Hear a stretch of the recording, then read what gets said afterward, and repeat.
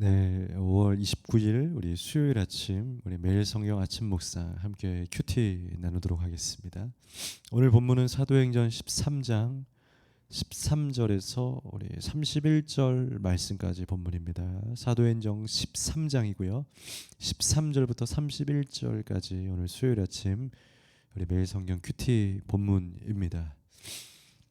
이제 13장에서 저희는 이제 바나바와 바울을 이제 안디옥 교회가 세워지고 나서 이 교회가 철저하게 선교 중심적 교회라는 것을 태동 자체가 스데반의 그 순교를 통하여서 흩어진 자들이 그리고 또 그 당시에 이 사도행전 안에 또 기독교 공동체 안에 있었던 움직임들은 바로 이방인에 대한 마음들이었는데 그리고 그들에게 세례를 주고 성령이 임하게 되는 사건들이 베드로를 통하여서 또 사도들을 통하여서 일어나게 되는 게 동시다발적인 사건이죠. 그와 함께 일어났던 또 하나의 양상이 바로 안디옥에 흩어졌던 성도들을 통하여서 교회가 생겨나기 시작했다는 거죠. 이방 지역에 교회가 생겨났고요. 오늘 그 교회에서는 이제 바나바와 바울을 파송하여서 이제 선교사로 더 넓은 복음 증거의 확장을 이루어 가게 됩니다.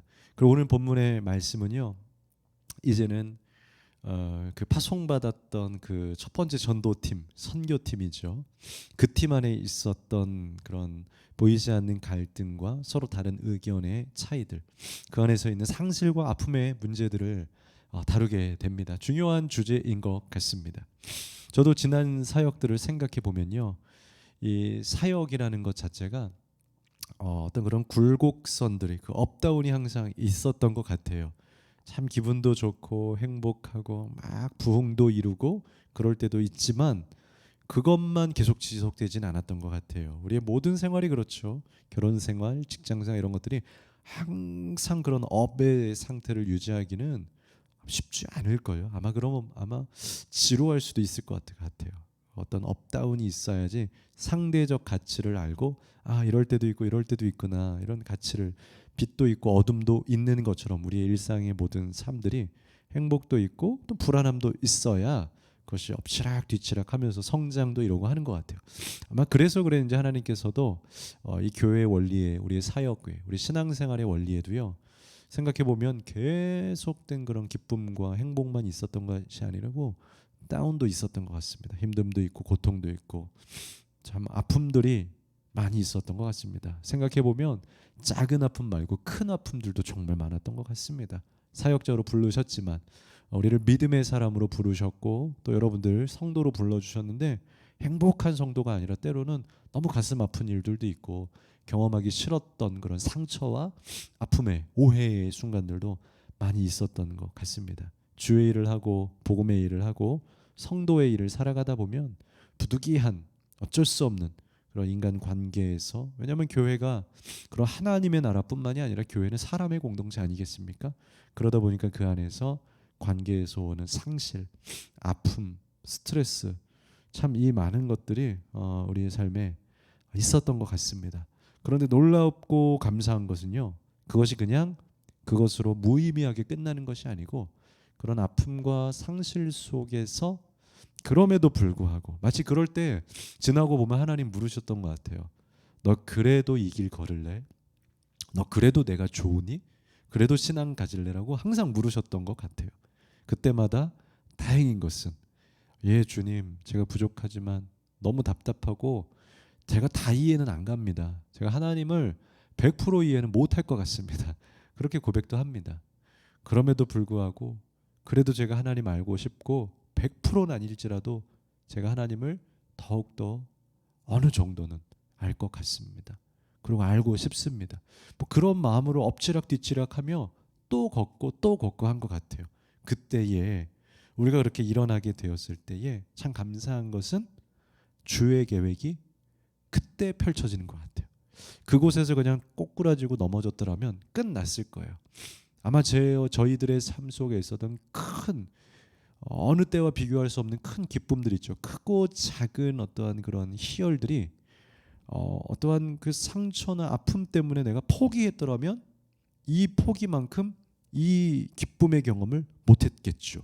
근데 이만큼을 포기하지 않고 다시 일어났을 때 이거에 더 몇 배 이상이 하는 그만큼을 내가 감수했기 때문에 그 이상의 기쁨과 희열을 또 넘나 우리의 몸과 마음에 담아둘 만한 그런 좋은 추억들을 경험하고 또 걸어가게 되는 것 같습니다. 오늘 본문에도 바울과 바나바를 중심으로 해서 우리 어제 본문에 보면 이제 바보 섬에 도착하여서 총독에게 복음을 증거합니다. 너무 놀라운 기적을 보게 되죠. 마술사의 계략도 있지만 하나님의 놀라운 역사로 그 마술사가 앞을 보지 못하게 되면서 그 놀라운 하나님의 역사를 통해서 온 백성들이 주의 복음을 듣게 되고 그러한 여정을 거쳐가게 됩니다. 그런데 오늘 본문에서 너무 좋지 않습니까? 그럼에도 불구하고 오늘 본문에 보면 함께 동역하고 있었던 마가가 이 사역의 자리에서 이탈을 하게 됩니다. 여러분 동역자 아니겠습니까? 함께 일하고 있고 또 바나바의 조카입니다. 이 바나바의 조카이기 때문에 바나바가 늘 챙겼고 함께 다니고 그렇게 동역하길 원했던 누구보다도 친밀하였던 이 관계가 어디에서 문제가 되었는지 성경에 구체적으로 기록되어 있지는 않지만 13절과 14절 보면 바울과 및 동행하는 사람들이 바보에서 배 타고 밤빌리아에 있는 버가에 이르니 요한은 그들에게서 바로 이 요한이 마가 요한을 말하는 거 마가를 얘기하는 거예요. 마가는 그들에게서 떠나 예루살렘으로 돌아갔다. 원래는 바울과 이 바나바가 예루살렘에 부조하러 가서 그곳에서 이 마가 요한을 데리고 같이 온 거였거든요. 같이 우리 동역하자. 우리 한 팀이 되자.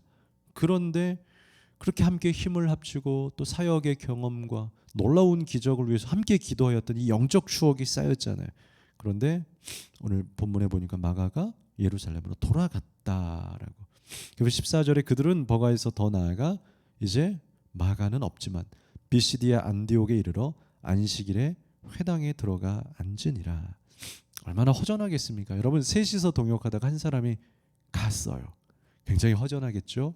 또 우리가 알 수 없지만 그들 관계 안에 있었던 그 어떠한 오해나 또 서로 다른 견해나 이탈했던 그 서로 상실한 마음들, 섭섭했던 마음들, 미안했던 마음들 이런 등등의 마음으로 볼 때 그 안디옥에 이르렀을 때 여기서 말하는 안디옥은 안디옥 교회가 세워진 안디옥이 아니라 수리아 안디옥이 아니라 비시디아 안디옥 그 윗 지역에 있었던 또 다른 안디옥이라는 동일 지명을 이야기를 하는 거예요. 그 마을에 가서 회당에 들어가서 복음을 전하는데 얼마나 마음이 허전하고 요동이 있었겠습니까? 우리도 돌아갈까?